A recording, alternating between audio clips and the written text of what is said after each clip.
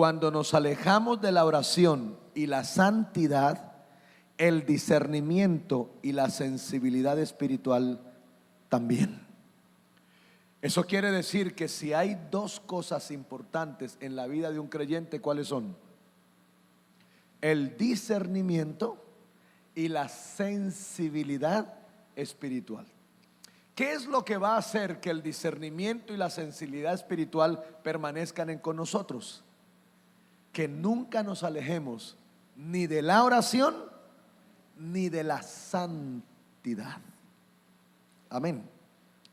Se dice que Martín Lutero una vez dobló sus rodillas para orar como de costumbre un lunes en la mañana. Y la historia dice que no se volvió a parar hasta el siguiente lunes en la noche. Así que ¿cuánto tiempo duró orando? 8 días. Y escúcheme, se necesita tener amor por la oración para durar tanto tiempo sin parar. Tanto tiempo sin parar. ¿Qué fue lo que mantuvo a Martín Lutero en una disposición de tantos días? Una carga de oración. Una carga de oración. Una carga de intercesión. Eso fue lo que le impidió volverse a colocar en pie. 8 días estuvo orando. Siendo Nehemías un copero del rey en la esclavitud, porque él estaba en la esclavitud y él era el copero del rey. Ahora, ¿cuál es el oficio del copero? El oficio del copero es estar dispuesto a morir por su rey. Porque de hecho el copero es el que prueba la comida. Si va a probar la comida, ¿a qué tiene que estar dispuesto? A morir. A morir.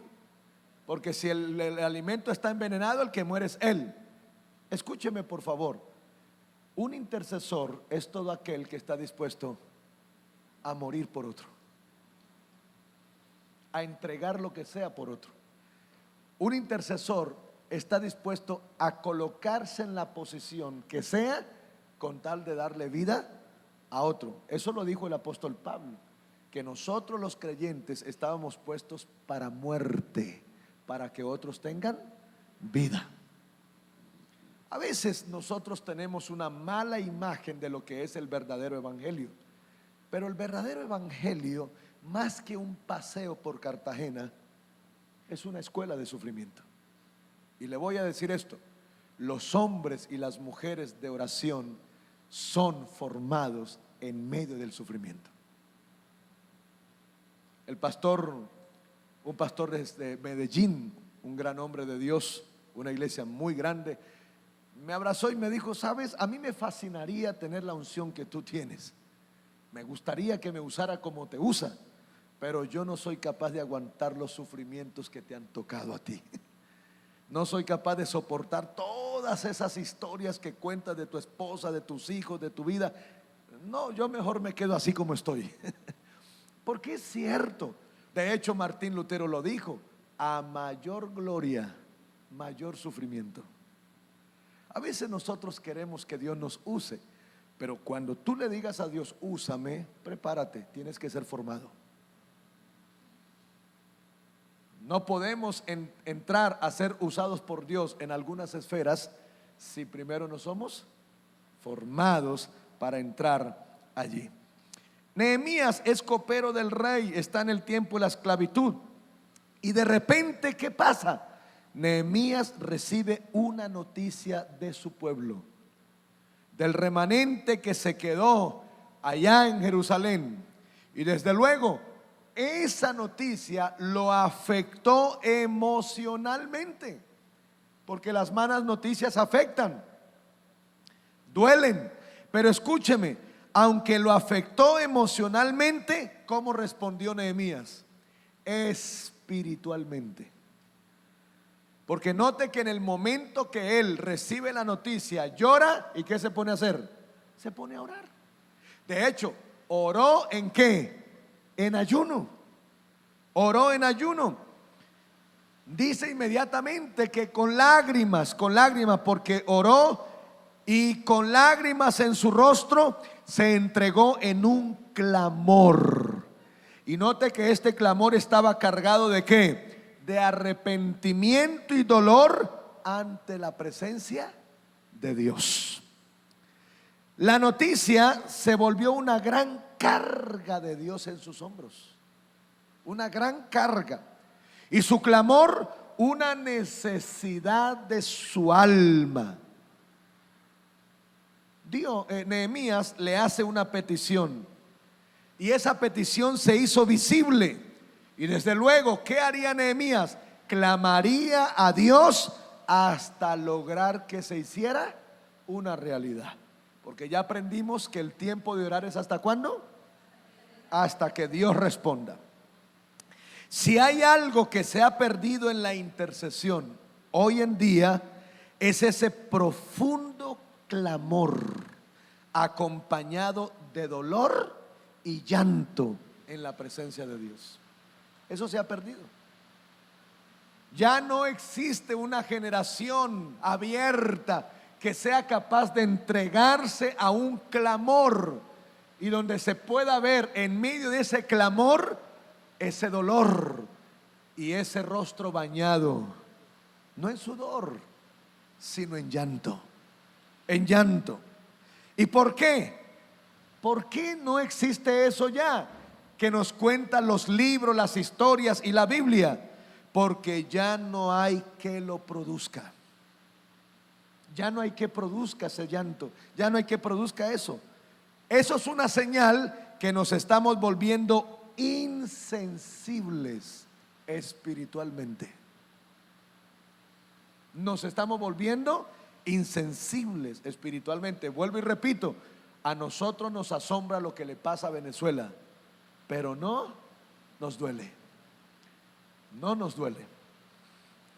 ¿Cuál es el origen de una carga? El origen de una carga, en primer lugar, son aquellas cargas que vienen como resultado de un pecado no confesado.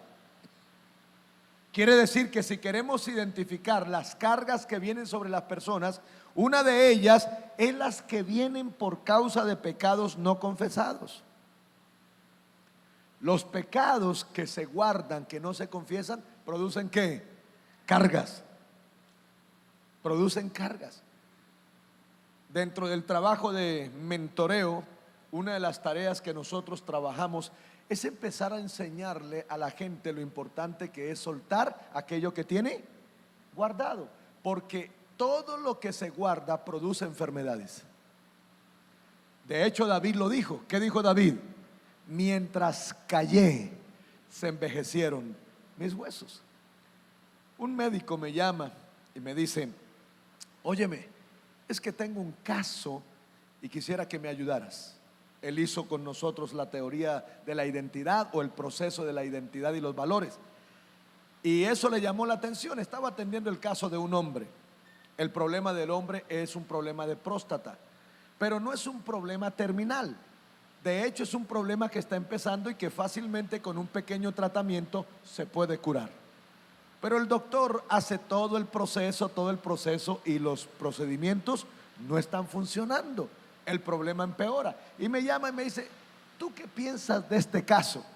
Y le digo: mira, doctor, acuérdate muy bien que los 3 valores de la identidad tú los conoces con claridad: es la dignidad, la integridad y la libertad.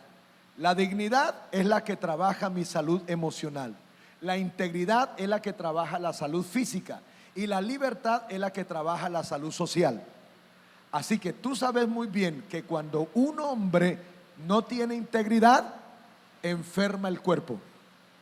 Entonces, por lo general, la falta de integridad en un hombre le puede afectar la próstata. Lo que yo recomiendo es: no lo atiendas como médico, atiéndelo como amigo. El hombre hizo, y al otro día lo recibió, se quitó la bata y le dijo: hoy no te voy a atender como tu médico, te voy a atender como un amigo. Y se sentó y le dijo: dime una cosa, quiero que hablemos, porque el caso que tú tienes no es un caso para que nos tenga todavía en esta situación. Es un caso que se puede resolver fácilmente, pero yo veo que contigo no es así. Dime una cosa, ¿tú tienes guardado algo en tu corazón que te está generando presión? Inmediatamente agachó la cabeza.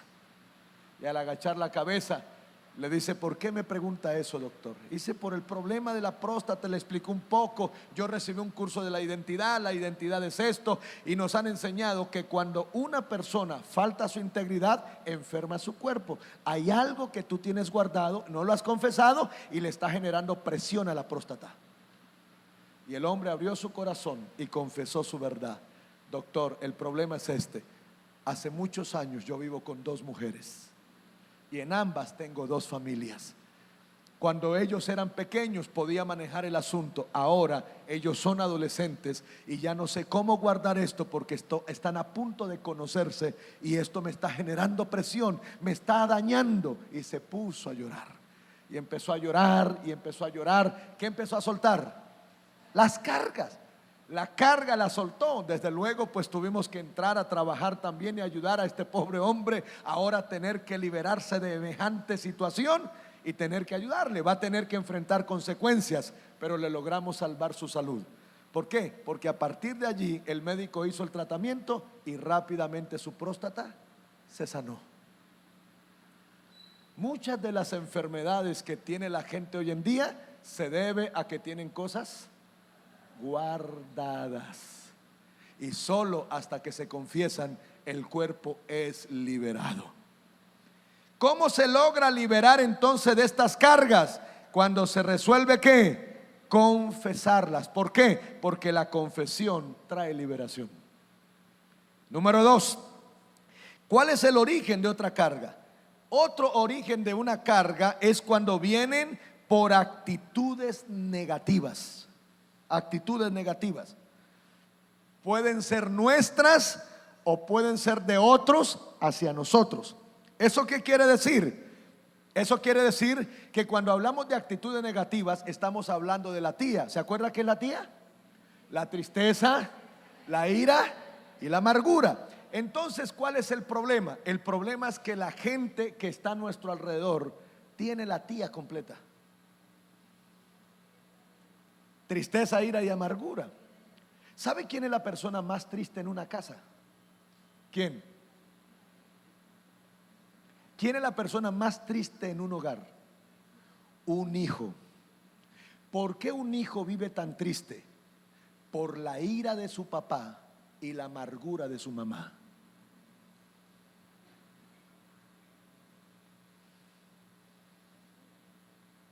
Por eso los hijos son los que más se deprimen, porque a ellos les duele lo que está pasando con sus padres. Ese cuento de que un hijo no entiende, quítelo del medio. Un hijo, con solo verle el rostro a la mamá y al papá cuando sale en la mañana, sabe cómo le fue en la noche. Lo entiende. Y ellos viven tristes por esa causa, porque su papá mantiene muy mal geniado y su mamá mantiene muy amargada. Y el problema es que un padre mal geniado maldice mucho. ¿Y cuándo es que más maldice una madre? Cuando está en la amargura. Lo que más le duele a un hijo es lo que su papá y su mamá le dicen con las palabras. Es lo que más les duele.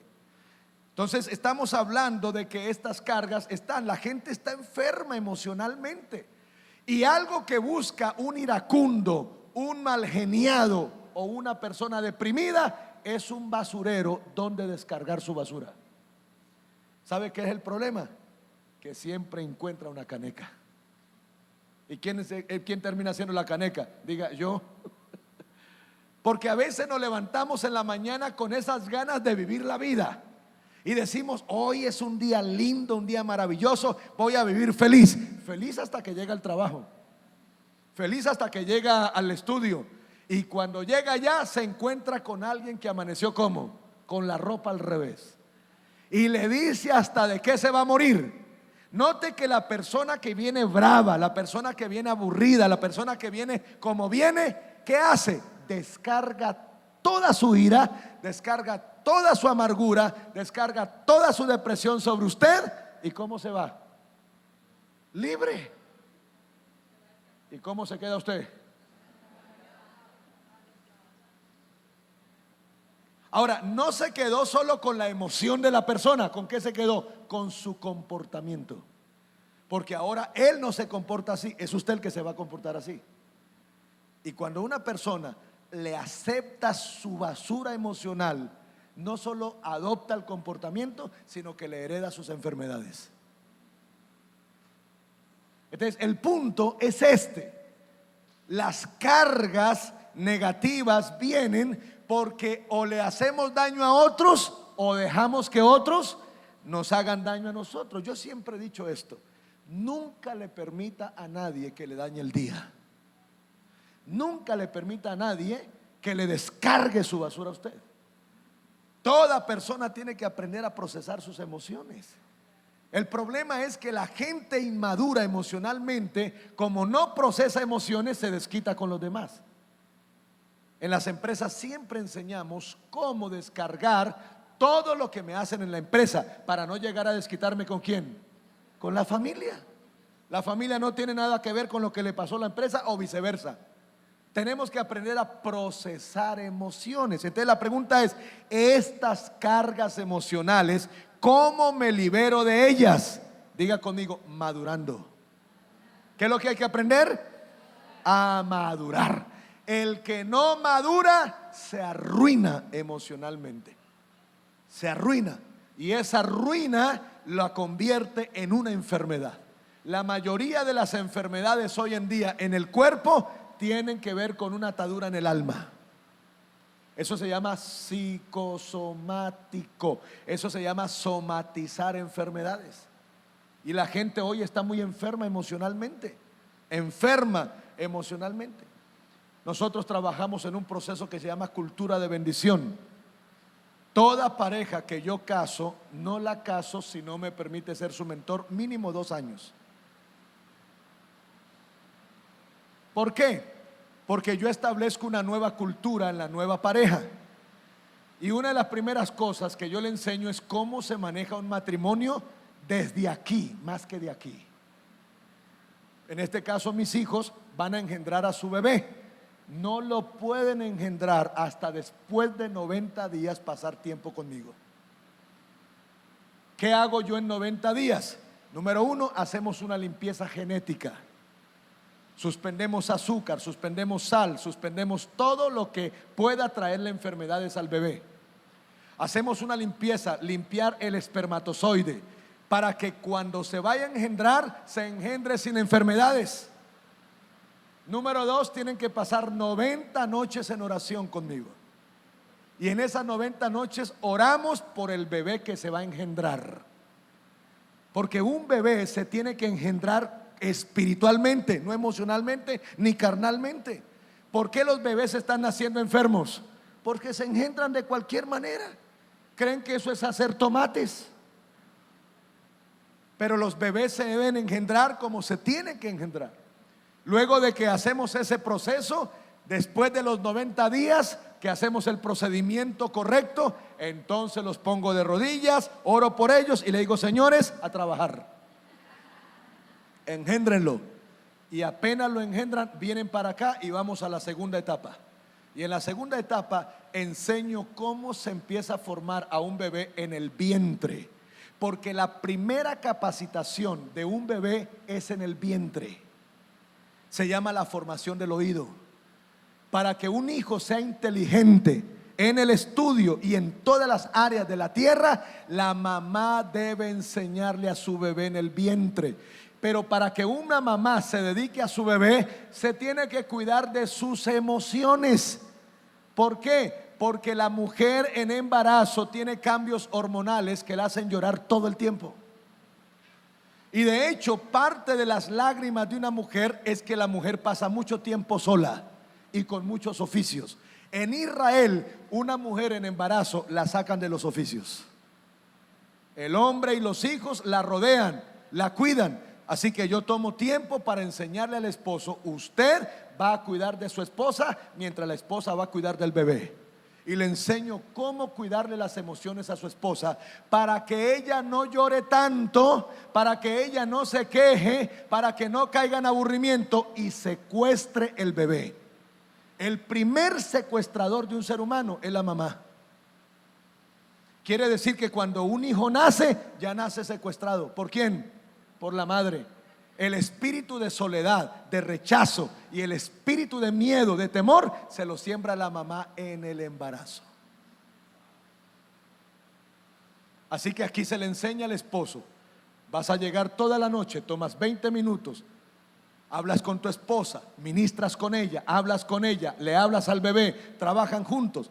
Les enseñamos qué clase de música escuchar mientras duermen y todo ese procedimiento. Así de que ya segunda etapa. En la tercera etapa, entonces le digo, faltando un mes para el nacimiento, se me viene toda la familia, los preparo para el nacimiento del bebé. ¿Qué vamos a quitar del nacimiento? La soledad de un niño. Un niño cuando nace, nace solo y nadie lo felicita, antes le dan una palmada. Así que un mes antes preparamos papá, abuelos y a los tíos, y les digo, todos me le compran un regalo al bebé, un buen regalo, y todos preparan una palabra profética. Y cuando nace el bebé, el papá lo recibe, los abuelos lo reciben y le dan la bienvenida al bebé y le empiezan a decir al bebé lo lindo y maravilloso que es ese momento, porque estábamos esperando su nacimiento. ¿Sabe qué estamos logrando con esta cultura? Los niños están creciendo saludables, niños inteligentes. Tengo una niña muy pequeña que los mismos abuelos me dicen, yo no sé, pastor, usted qué es lo que ha hecho con nosotros, pero esa niña nos tiene impresionados. La niña, siendo tan pequeña, coge al abuelo, le dice, abuelito, léeme la Biblia. Y el abuelo empieza a leerle la Biblia y dice, abuelo, así no se lee la Biblia. Mamá, quiero que ores conmigo. Vamos a orar. Mamita, así no se ora. Se nota que no conoces a Dios. Tiene 3 añitos. ¿Por qué? Porque un niño es más espiritual que un adulto. Eso se llama cultura de bendición. ¿Cuántas bendiciones tengo que colocar sobre mi hijo? 7 en la vida. Y tenemos que aprender. Entonces note la importancia de que no me debo dejar que afectar.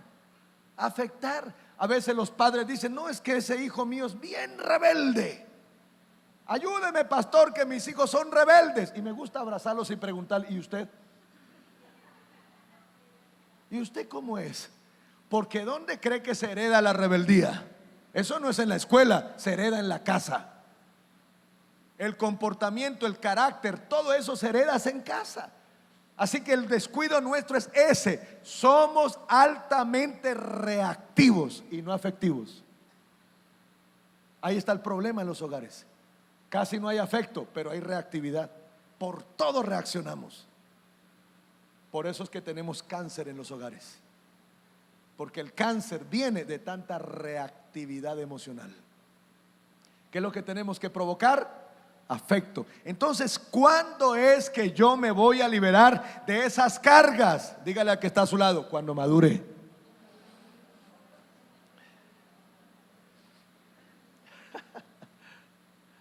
La vida espiritual nos va a enseñar a qué? A madurar. Amén. A madurar. Escúcheme lo que le voy a decir. Los adultos tenemos un problema serio. Cogemos a un niño y ¿qué buscamos hacer con un niño? Transformarlo. Los niños no necesitan transformación. Los niños necesitan formación. Los que necesitan transformación somos los adultos. Porque los que perdimos el modelo fuimos nosotros. Una de las cosas que enseño en educación, cada vez que me invitan a un colegio a enseñar, una de las cosas que yo digo es, qué tristeza que nosotros de los hogares entregamos niños con fe y terminan la universidad y le dan un título y salen incrédulos. ¿Dónde se deforma el niño? En el trayecto. El niño no dice mentiras, pero ¿quién le enseña a decir mentiras? El papá. Y un día encontré a una pellizcando a la niña. Dime una cosa, ¿por qué pellizcas a la niña? Porque tiene que respetar a su mamá. ¿Por qué la hace quedar mal? Y le dice, no, no fue ella quien te hizo quedar mal, tú la hiciste quedar mal. El pellizco es para ti, porque la niña te corrigió, fue a ti, por decir mentiras. Eres una mentirosa. La niña no es mentirosa. La niña te está diciendo, ¿por qué dice mentiras, mamá? Eso no está bien. Así que la falta del respeto no fue la niña hacia ti, fue la tuya hacia él. Y no me fui de ahí hasta que llorara.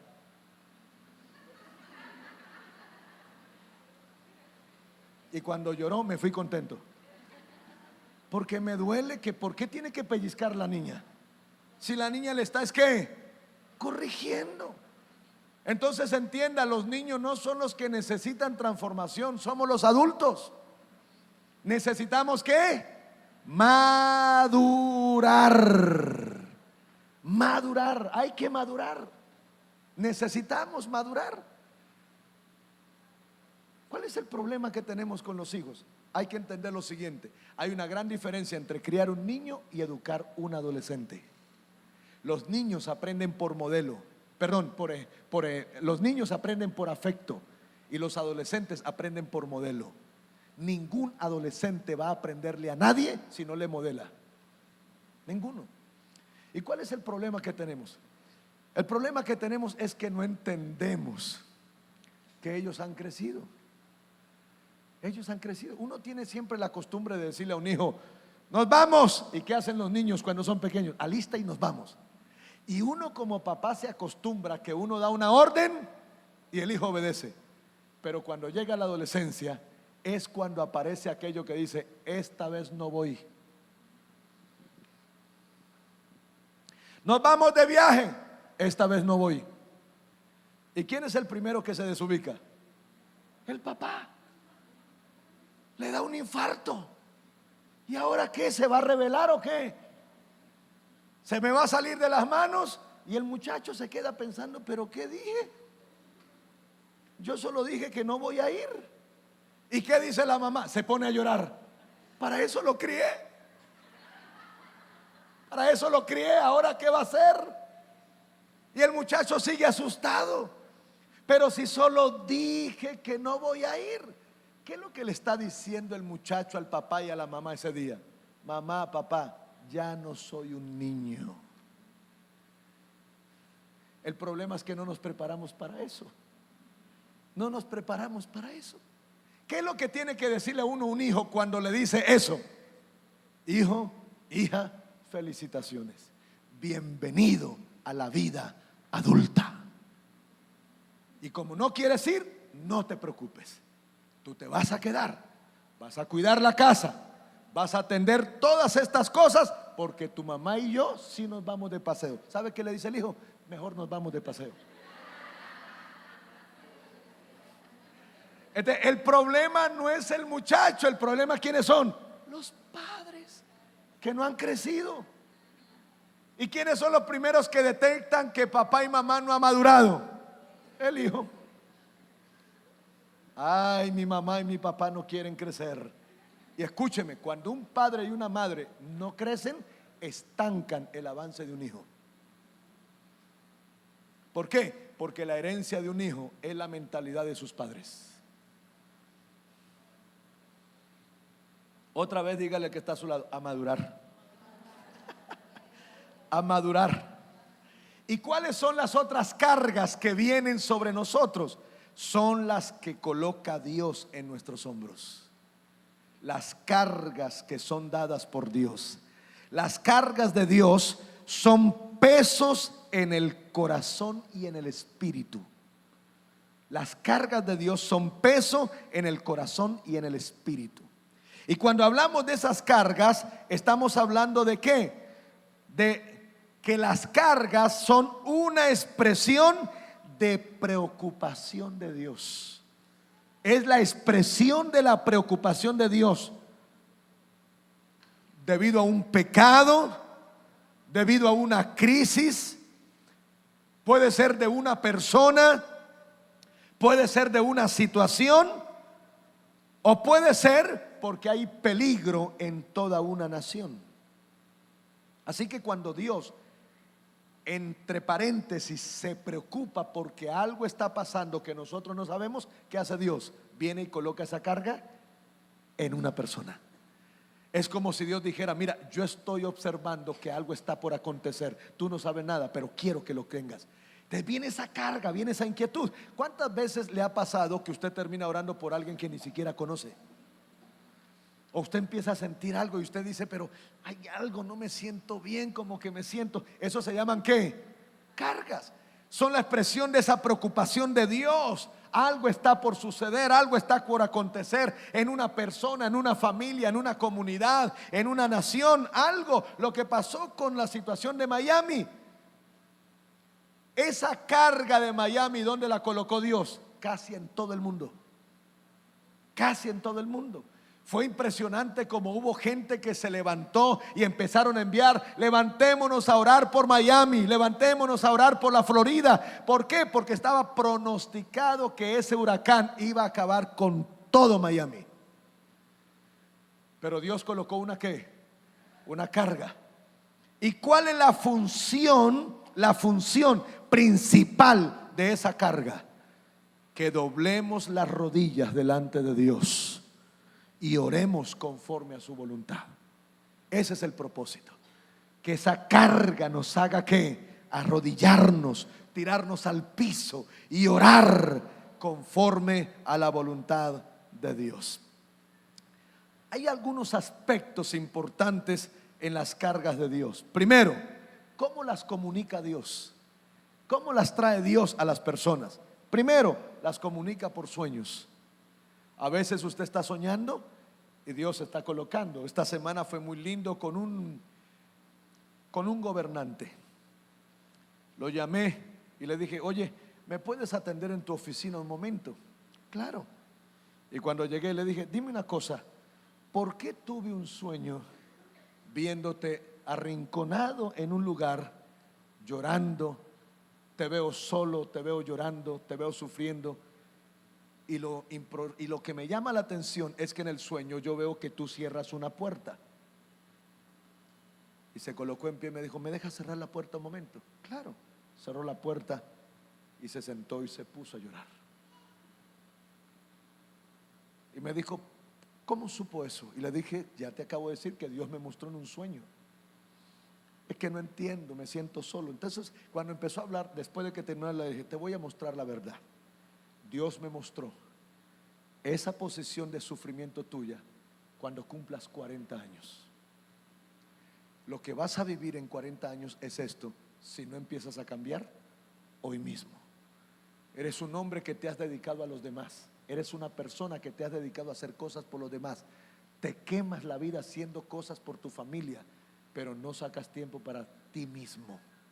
Y el problema es que tienes una codependencia. Tú te sientes bien ayudando a los demás, pero tú no eres feliz. Y empezó a llorar, y empezó a llorar. Y mire lo bonito, porque la verdad es que logramos liberar la carga que había en él y logramos empezar un proceso. Y le dije: tienes 10 años para liberarte. Si tú no te liberas en 10 años vas a vivirle el sueño que Dios me mostró.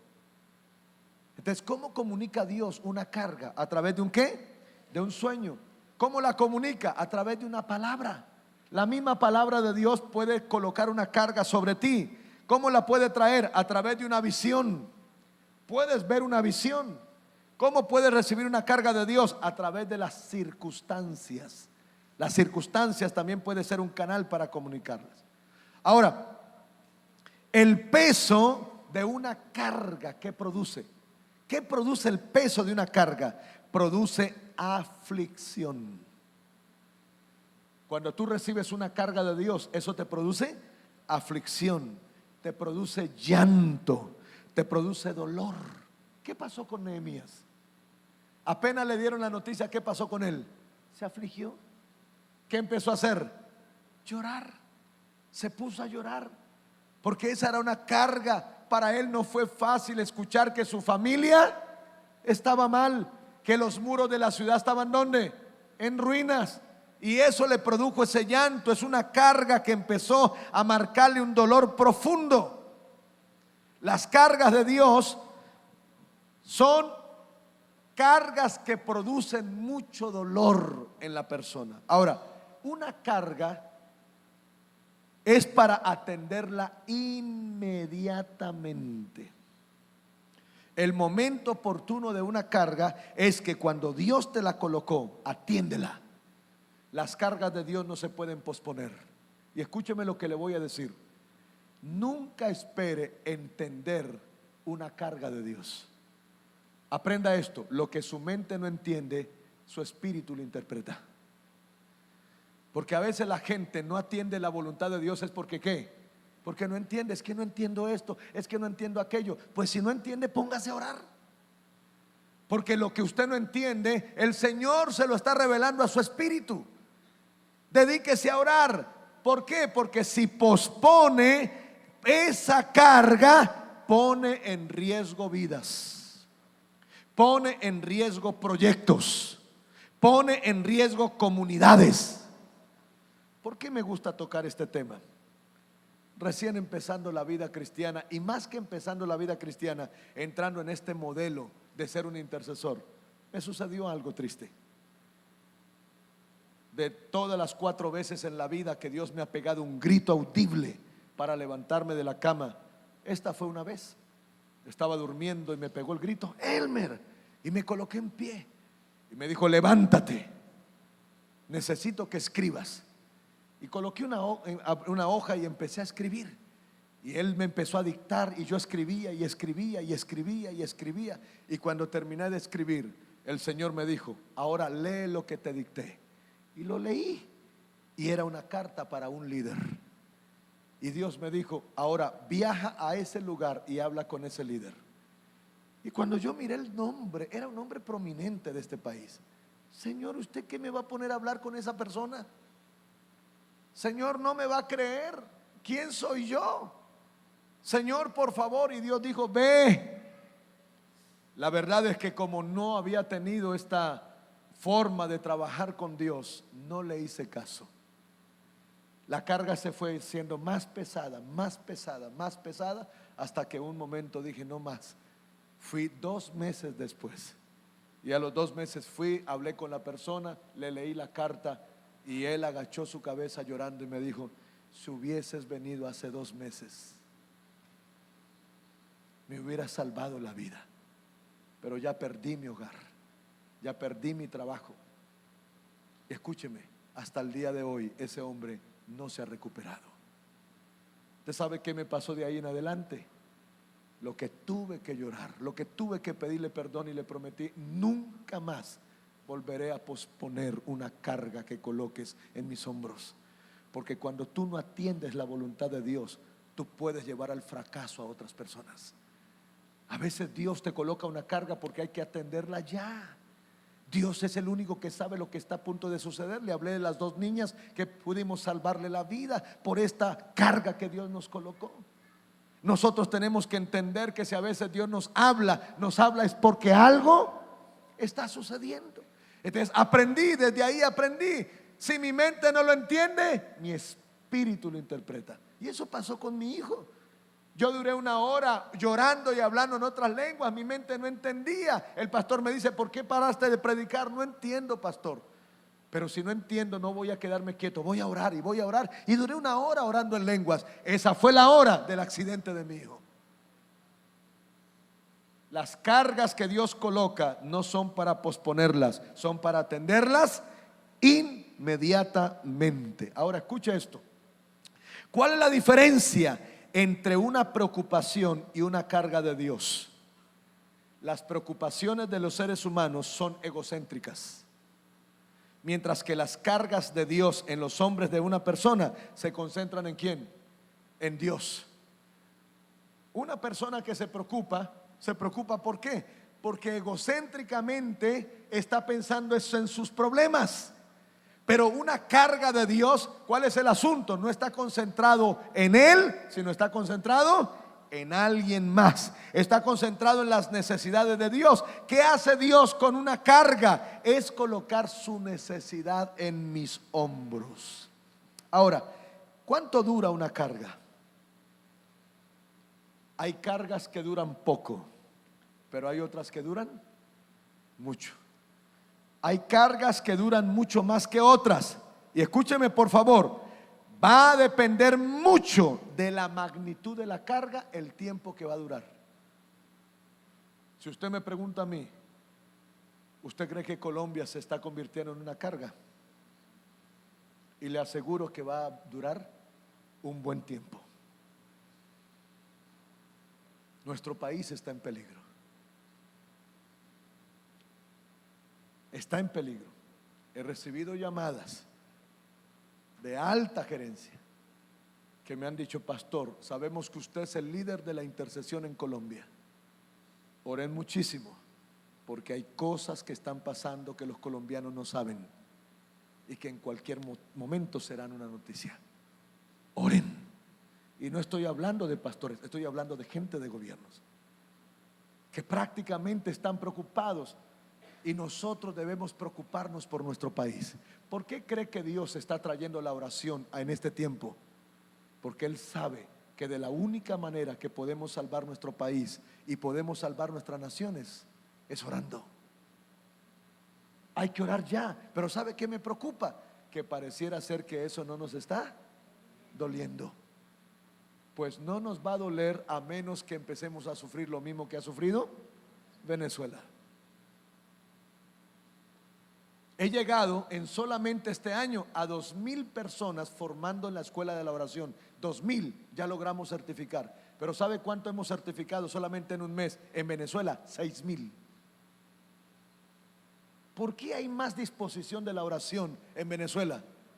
Porque el dolor ha provocado ese cambio. Y yo me pregunto, Señor, necesitaremos que pase algo similar para despertar. Es ahí donde yo quiero compartir esto y decirles: señores, señoras, no es así. Necesitamos entender que Dios está colocando esas cargas en nosotros. Hay algo muy grande. Por ejemplo, los hijos.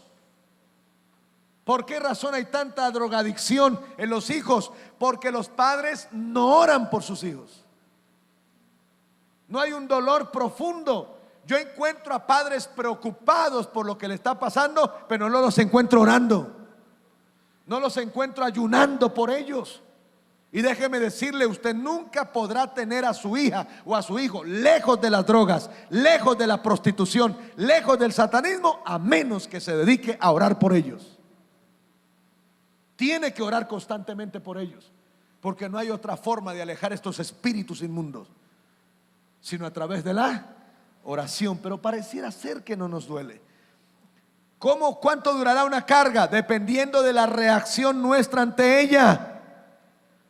Si una carga viene es para que actuemos. Cuando no actuamos como debe ser, a veces Dios tiene que permitir cosas. ¿Y qué hace Dios cuando ve que nos manda una situación otra y no queremos entender? Toma una posición en la que realmente escuchemos. O sea, en otras palabras, yo veo que no están entendiendo lo que les estoy diciendo, entonces voy a permitir en ustedes algo más. Y Dios no tiene ningún problema en ponerse como un enemigo mío solo para hacerme entender su mensaje. Porque Dios nos ama. Y si Dios nos ama, Él va a hacer lo que sea posible, lo que tenga que hacer. Mírenlo nomás con Jonás. ¿Qué le dijo Dios a Jonás? Ve a Nínive. Y cuando Dios le dijo a Jonás, vaya a Nínive, ¿él para dónde se fue? Para el otro lado. ¿Sabe qué hizo? El texto literalmente dice que fue y compró un tiquete para irse lejos de la presencia de Dios. Eso se llama ¿cómo? Rebeldía. Dios le dijo, vaya a Nínive. Y Jonás dijo, ¿usted cree que yo voy a ir por allá? Olvídese. Y fue y compró un tiquete, se montó al barco y para el otro lado. Y fue y se acostó a dormir.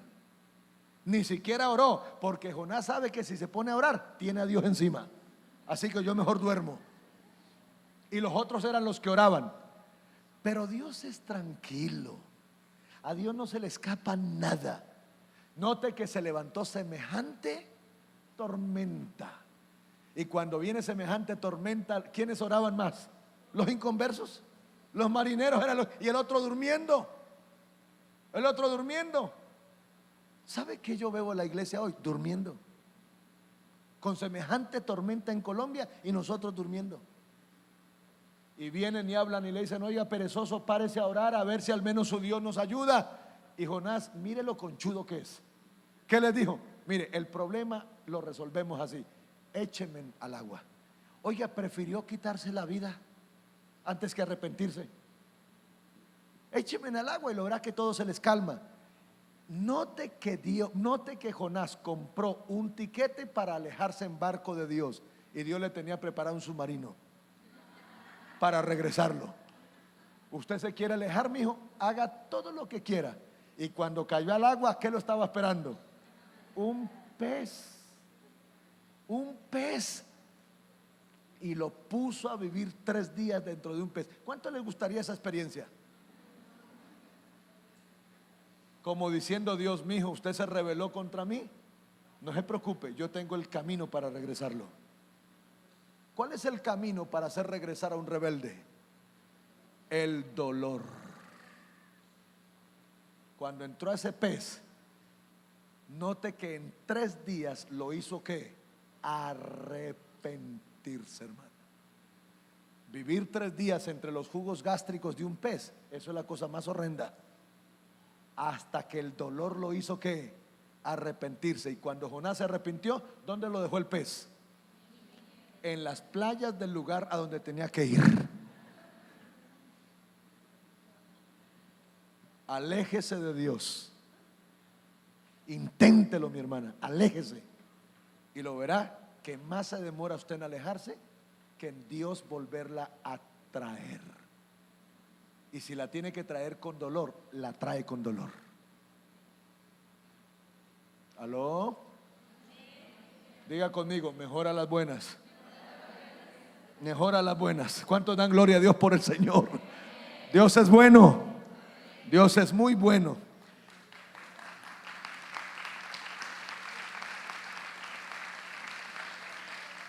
¿Qué trata de buscar Dios en una situación como estas? Arrepentimiento. Arrepentimiento. El propósito de una carga. ¿Cuál es el propósito de una carga? Atraernos a Dios y atender su voluntad. Atraernos a Dios y atender su corazón. Relacionarnos con Dios y tener intimidad espiritual. Note que la primera conferencia hablamos de construir una vida ¿de qué? De oración. En la segunda, ¿qué dijimos? Para construir esa vida de oración tenemos que irnos por el camino ¿de qué? Del Espíritu. Ahora, si estamos viviendo una vida en el Espíritu, ¿cuál es el objetivo del Señor? Que nosotros empecemos a atender su voluntad. Que aceptemos las cargas de Dios. Eso es lo que Él quiere. Que podamos tener intimidad. Mire y observe la forma como Nehemías le habla a Dios. Mire cómo le habla. Váyase al versículo 5, por favor. Mire lo que dice. Y dije: te ruego, oh Jehová, Dios de los cielos, fuerte, grande y temible, que guarda el pacto y la misericordia a los que le aman y guardan sus mandamientos. Esté ahora atento tu oído y abierto tus ojos para oír la oración de tu siervo, que hago ahora delante de ti día y noche. Mire lo que hace la gente que aprende a orar. Por los hijos de Israel, tus siervos. Y mire lo que dice: y confieso los pecados de los hijos de Israel que hemos cometido contra ti. Sí, yo y la casa de mi padre hemos pecado. En extremo nos hemos ¿qué? Corrompido contra ti. No hemos guardado los mandamientos, estatutos y preceptos que diste a Moisés tu siervo. Acuérdate ahora de la palabra que diste a Moisés tu siervo, diciendo: si vosotros pecareis, yo os dispersaré por los pueblos. Pero si os volvéis a mí y guardareis mis mandamientos y los pusiereis por obra, aunque vuestra dispersión fuere hasta el extremo de los cielos, de allí os recogeré y os traeré al lugar que escogí para hacer habitar allí mi nombre. Ellos pues son tus siervos y tu pueblo, los cuales redimiste con tu gran poder y con tu mano poderosa. Impresionante. Impresionante la forma como este hombre se acercó. ¿Qué hizo Nehemías? Número uno, confesó los pecados. Y note que su corazón, la carga fue tan fuerte que confesó los pecados de toda la nación. Número dos, ¿qué hizo Nehemías? Le recordó a Dios las promesas. Señor, nos hemos corrompido contra ti, hemos pecado, no somos inocentes, Señor, te hemos fallado, pero Señor, acuérdate que tú nos diste una promesa. Porque cuando tú aprendes a hablar con Dios, tienes confianza con Él, te atreves a hablarle a Dios. ¿Sabe qué le dijo una vez Moisés a Dios? Señor, ¿y es que no le da pena que la gente diga que usted vino a matar a este pueblo que sacó? Uno se pone a mirar y Moisés, ¿cómo le habla a Dios así? Porque en la intimidad se adquiere confianza. En la intimidad se adquiere confianza. Y Dios está dispuesto a escuchar a sus hijos. Dios está dispuesto a escuchar a sus hijas. El asunto es poder ver, mire este hombre cómo logra confesar el pecado, busca arrepentimiento, pero luego le recuerda las promesas. ¿Qué significa? Que este hombre no solamente sabe que el arrepentimiento tiene que ser genuino, sino que es un hombre que escudriña las escrituras. ¿Por qué creen ustedes que esta generación dejó de orar? Porque se alejó de la palabra. El contenido de una oración está en la palabra. Usted quiere aprender a orar, vuelva a la palabra. Las personas cuando dejan de orar y de depender de la palabra, se vuelven esclavos de los que profetizan. La gente que deja de orar y depender de la palabra se vuelve esclavo de los que profetizan. Y escúcheme, todo creyente que no vuelva a la oración y a la palabra prontamente, un día abandonará a Dios para siempre. Porque el principio de la vida espiritual no está en la profecía de los hombres, está en la palabra de Dios y la comunión con el Espíritu Santo. Ahí es donde nosotros tenemos que centrarnos. Dejemos de depender de los hombres y dependamos de la palabra. Dependamos de la vida con Dios, de la experiencia con Dios. Un creyente que todo el tiempo está exigiendo visitas, un creyente que dice: a mí no me visitan, a mí no me atienden. Escúcheme, el que necesita que el hombre lo visite mucho es señal que no tiene el Espíritu Santo. Porque cuando usted está lleno del Espíritu Santo, el Espíritu Santo es su pastor, es su guía. Usted ya no depende tanto de eso.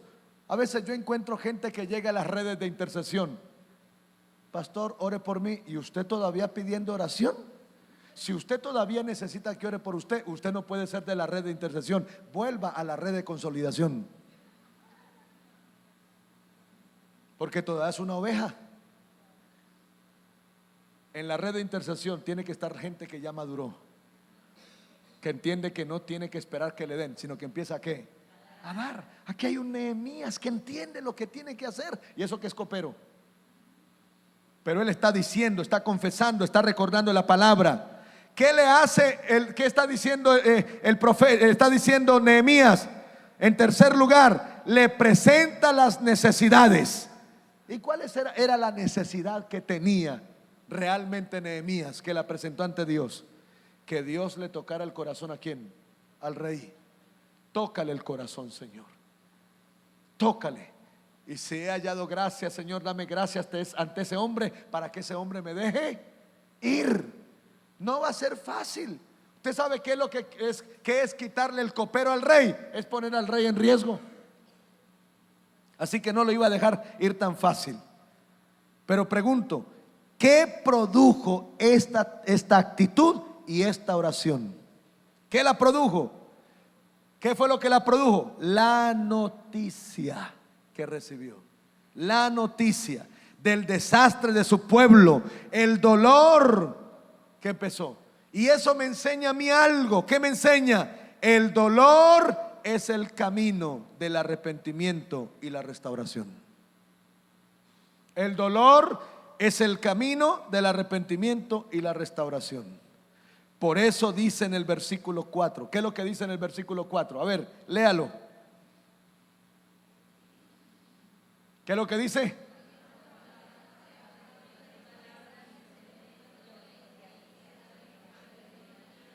Cuando oí estas, ¿qué? Estas palabras. ¿Qué fue lo que hizo? Se sentó, lloró, pero también empezó a ¿qué? A orar. Ahora la pregunta es, ¿cuál es la bendición de Dios al terminar una carga? ¿Cuál es la bendición? En primer lugar, la satisfacción de haberle servido a Dios.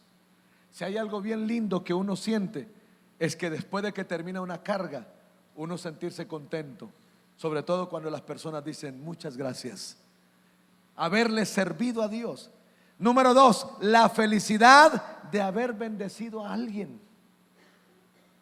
Para mí fue muy tremendo que Dios me haya dicho a mí gracias. Si se trataba de mi hijo, ¿cómo me va a dar gracias Dios a mí si yo era el que debía darle gracias a él? Pero ¿por qué razón Dios me estaba dando gracias? Gracias por haber atendido su carga inmediatamente. Porque independientemente de que fuera mi hijo, Dios tiene planes con mi hijo.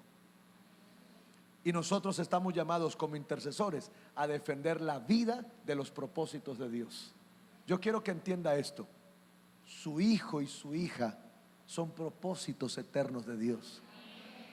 Por eso es que un padre nunca puede dejar un solo día de orar por sus hijos, porque usted tiene que cuidar ese propósito. El hecho de que su hijo o su hija no se llamen Jesucristo no significa que no son hijos de Dios. ¿Usted se imagina el día que Dios le dijo a María, tú vas a ser la madre de mi hijo? ¿A cuántas le gustaría semejante carga? Y no le está hablando a una anciana, le está hablando a una jovencita. Pero era una jovencita espiritual. Una jovencita. Pues yo quiero decirle algo. Ese hijo y esa hija que usted tiene no se llaman Cristo, pero son hijos de Dios.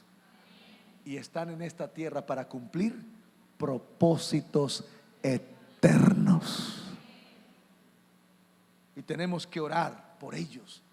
Por eso peleo mucho con un papá. Cuando le digo, cuando sus hijos están en la adolescencia, lo necesitan a usted más que la mamá. Más que la mamá. Los padres tienen que tomar tiempo. Son 3 años de acompañamiento de un padre en la transición de niño a adolescente. Porque es la transición de la niñez a la vida adulta.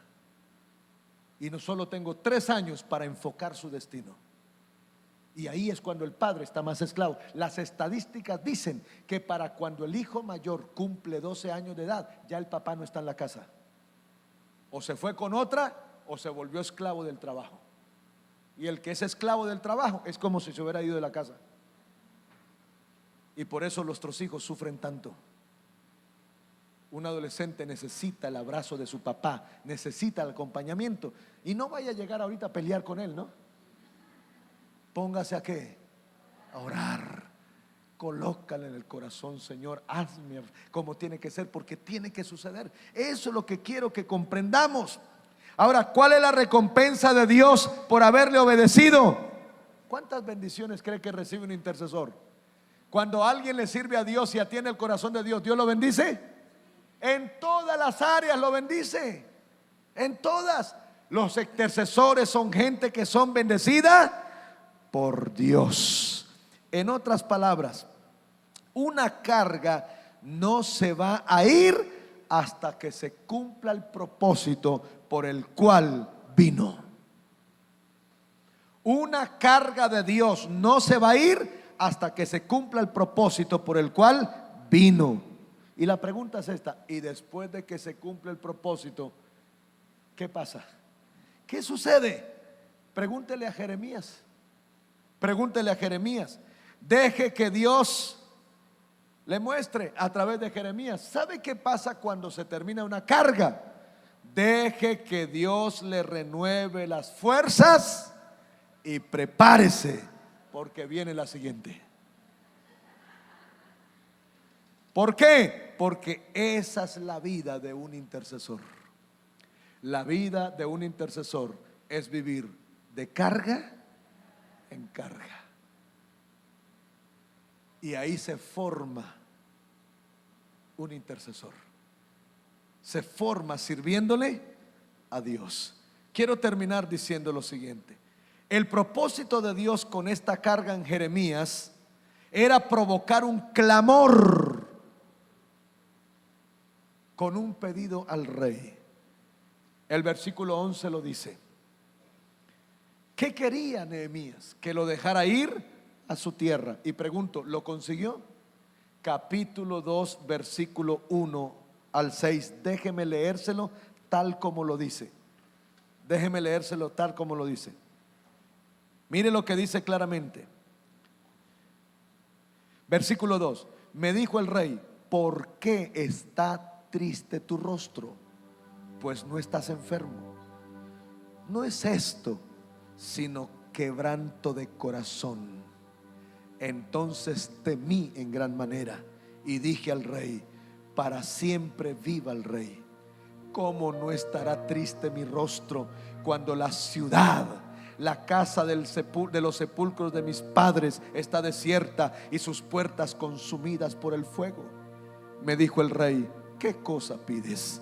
Entonces oré al Dios de los cielos y dije al rey: si le place al rey y tu siervo ha hallado gracia delante de ti, envíame a Judá, a la ciudad de los sepulcros de mis padres, y la reedificaré. Entonces el rey me dijo, y la reina estaba junto a él: ¿cuánto durará tu viaje y cuándo volverás? Y agradó al rey enviarme después que yo le señalé el tiempo. Pregunto, ¿le respondió Dios? ¿Se lo respondió o no? Le respondió. ¿Qué consiguió? Que un hombre pagano oyera la voz de Dios y lo enviara. Lo enviara.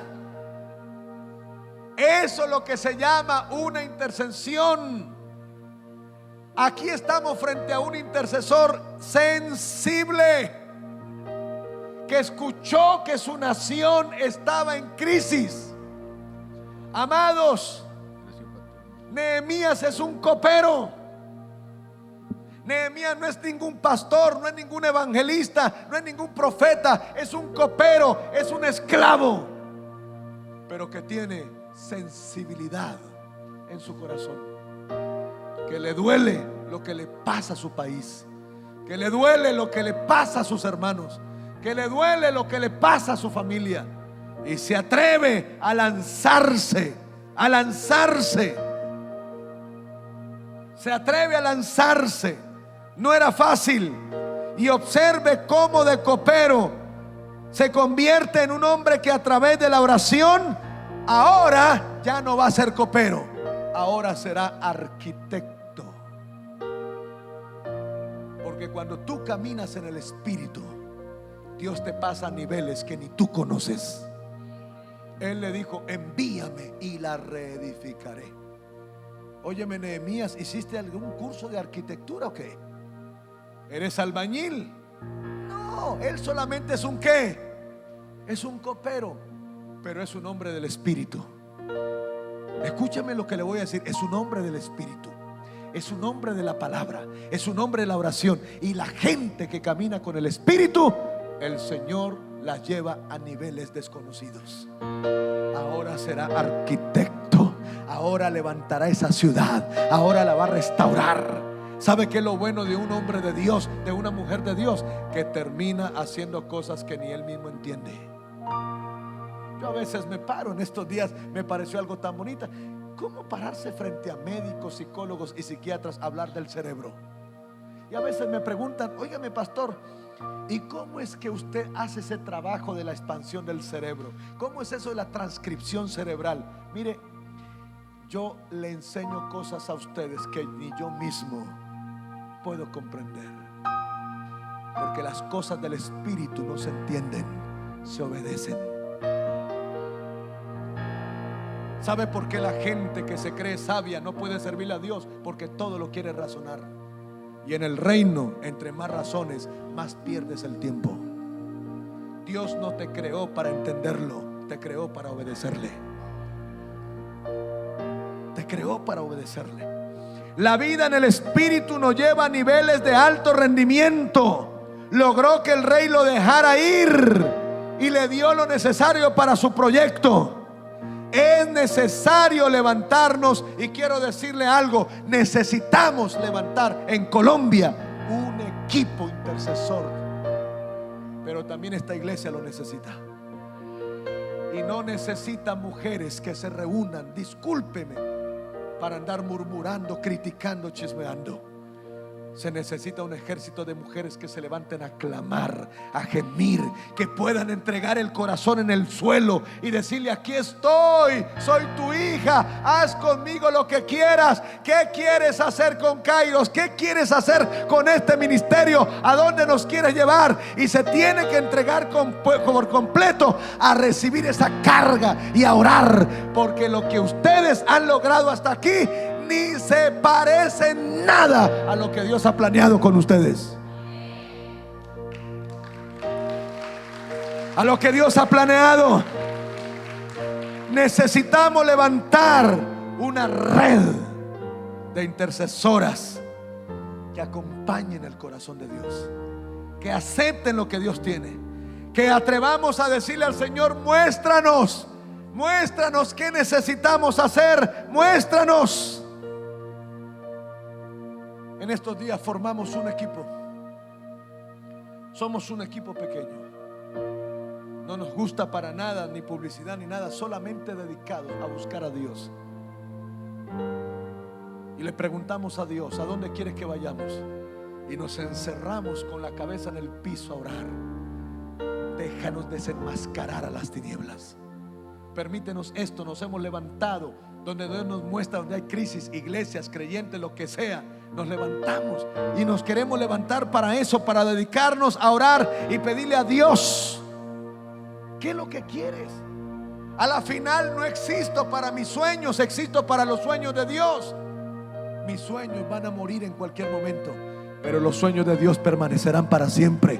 Eso es lo que hay que perseguir. Ya hay mucha gente que está preocupada por sí mismo. Necesitamos una generación que se preocupe por Él, que se preocupe por su reino, que se atreva a decirle al Señor: muéstranos a Villavicencio, muéstranos al Meta.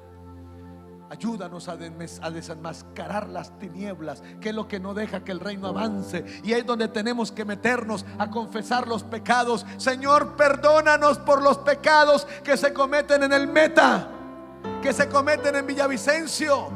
No tengamos miedo de sentirnos que somos culpables. ¿Sabe que dijo claramente David en el Salmo 51? Soy culpable.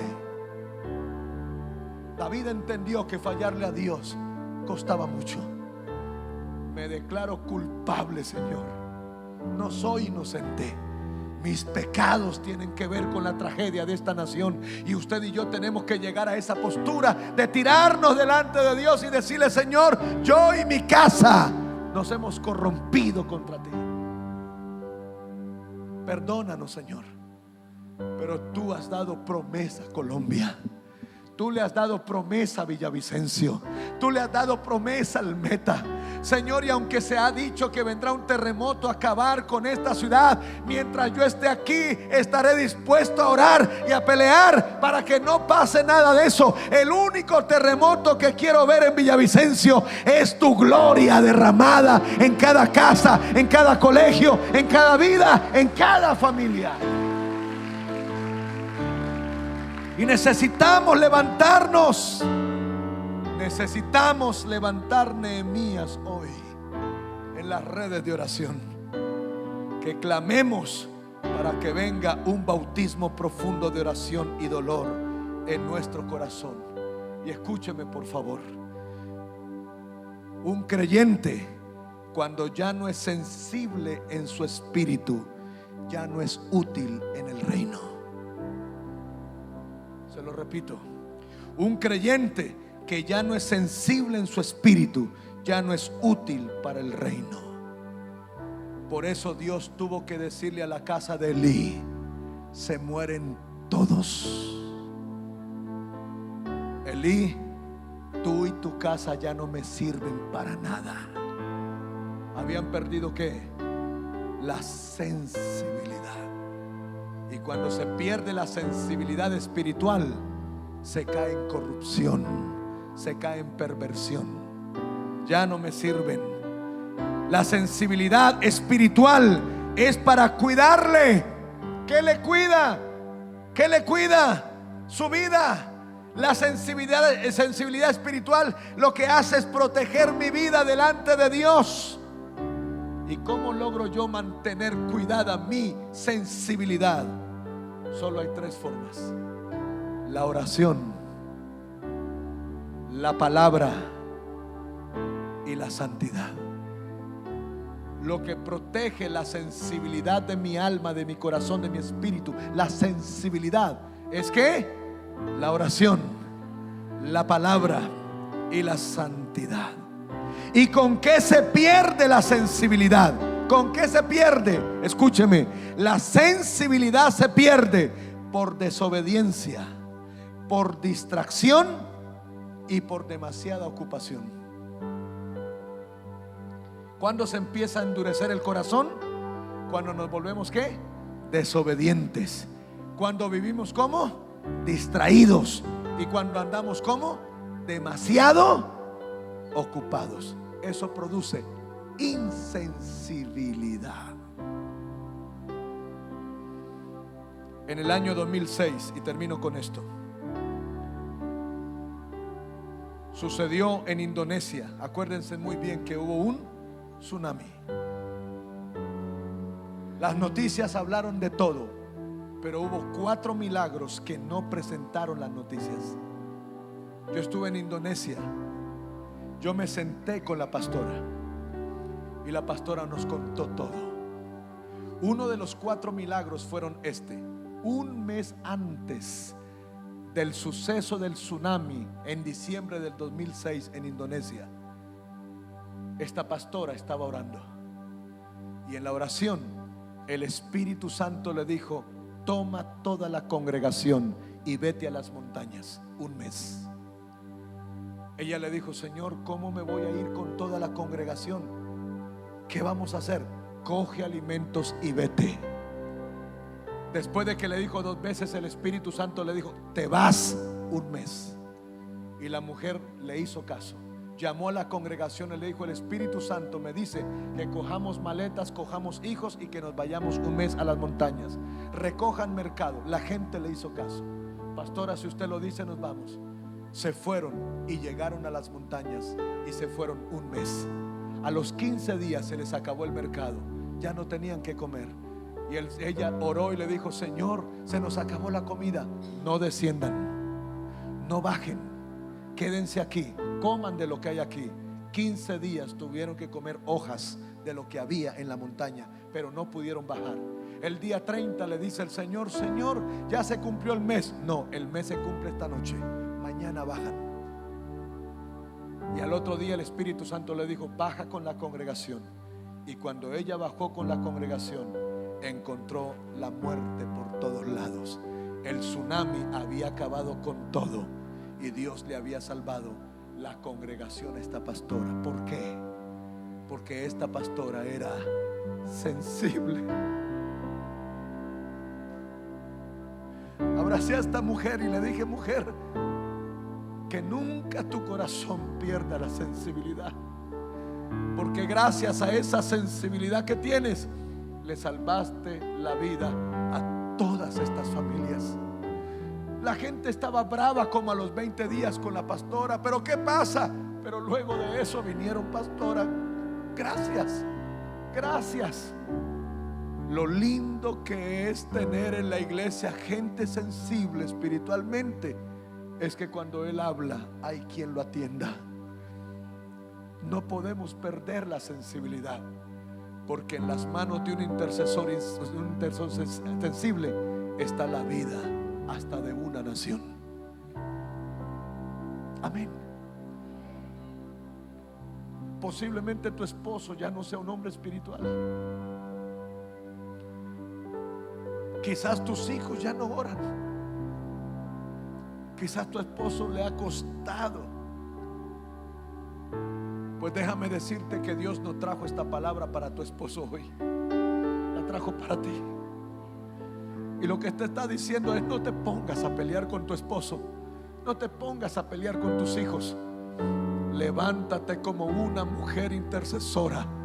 No pierdas la sensibilidad y ora, porque si oras, Él hará que tu casa sea salva. Hay cargas pesadas, y le voy a decir: una carga pesada es llevar a un hombre de la inmoralidad a la espiritualidad. Si hay una carga pesada, es llevar a un hombre que ha perdido la sensibilidad al corazón de Dios. No me interesa que sea su esposo borracho, lo que usted me quiera decir, pero déjeme decirle algo: su esposo es un hombre que tiene que ser salvo. No se quede mirando a su esposo por lo que hace o deja de hacer. Míralo como un alma. Míralo como un alma.